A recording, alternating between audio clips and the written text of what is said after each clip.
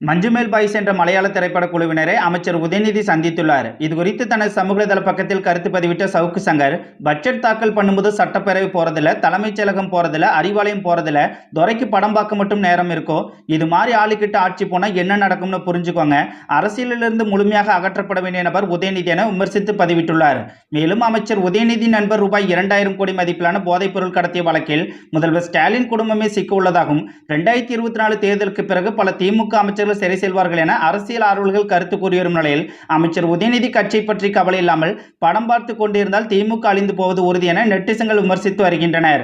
மேலும் முதல்வர் ஸ்டாலினுக்கு உடல்நிலை மிக மோசமாக இருப்பதால் தன்னுடைய பதவியை ரிசைன் செய்துவிட்டு அமைச்சர் உதயநிதியிடம் கொடுப்பதுதான் ஸ்டாலினுக்கு நல்லது என கூறி வந்த சவுக்கு சங்கர், தற்போது அரசியலிலிருந்து முழுமையாக அகற்றப்பட வேண்டிய நபர் உதயநிதி என சவுக்கு சங்கர் பேசும் அளவுக்கு அமைச்சர் உதயநிதியின் செயல்பாடுகள் அருவருக்கத்தக்க வகையில் இருந்து வருவதாக சவுக்கு சங்கர் ஆதரவாளர்கள் கருத்து தெரிவித்து வருகின்றனர்.